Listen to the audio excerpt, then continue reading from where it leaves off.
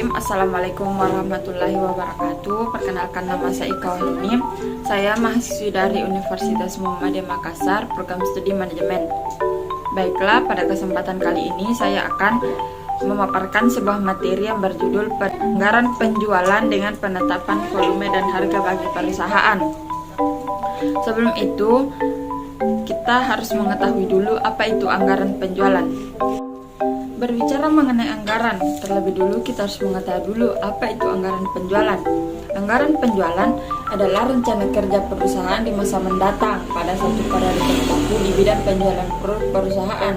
Anggaran penjualan dapat dikelompokkan berdasarkan variabel tertentu, seperti wilayah pemasaran, kelompok konsumen, jenis produk, kelompok wiraniaga, sales atau marketing, waktu terjadinya penjualan, dan lain-lain.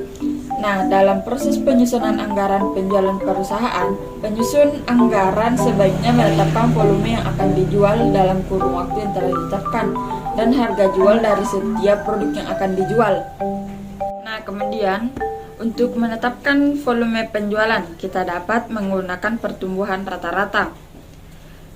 Nah, kita lihat pada tabel berikut. Pada tahun 2017, volume unitnya sebesar 220.000 unit.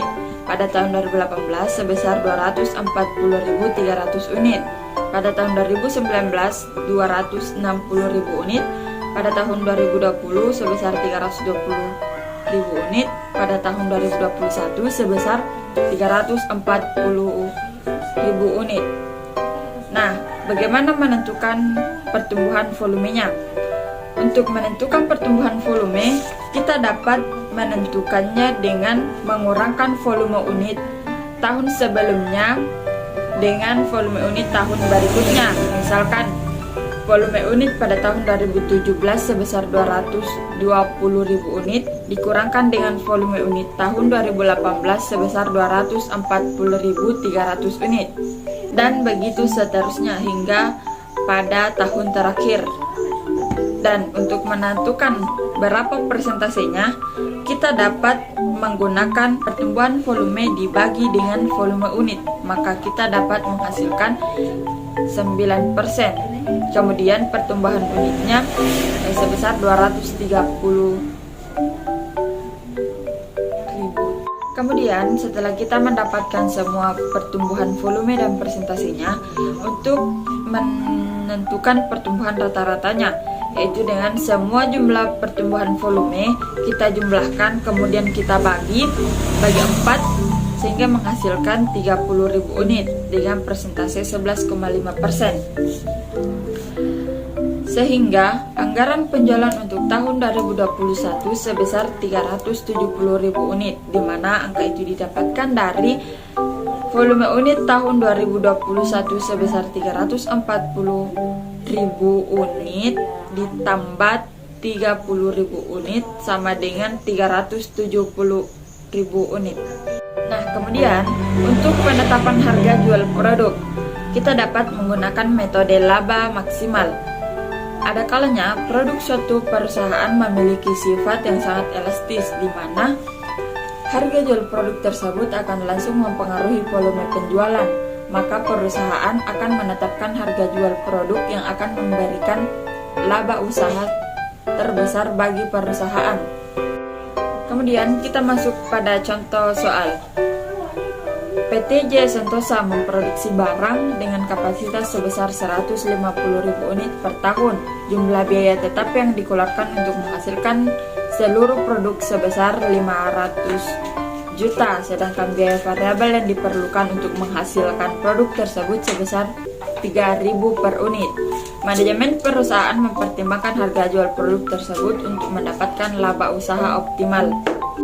Nah, bagian pemasaran memperkirakan perusahaan harga jual produk, sehingga bagian pemasaran membuat taksiran sebagai berikut. Harga 60.000 dengan volume 60.000, harga 40.000 dengan volume 70.000, harga 30.000 dengan volume 80.000, harga 25.000 dengan volume 100.000, harga 20.000 dengan volume 130.000, harga 15.000 dengan volume 150.000 dan harga 10.000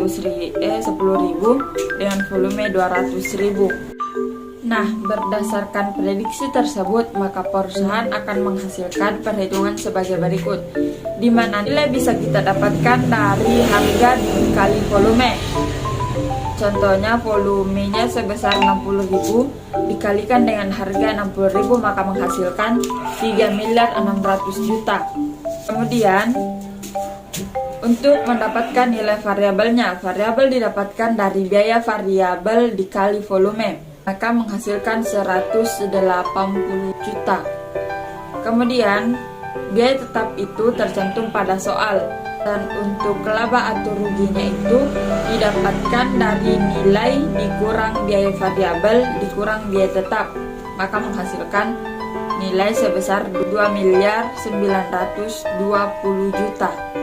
Baiklah, mungkin itu saja materi yang dapat saya sampaikan. Bila ada kekurangan atau salah kata mohon dimaafkan, dan semoga apa yang saya sampaikan ini bermanfaat. Dan saya tutup. Assalamualaikum warahmatullahi wabarakatuh.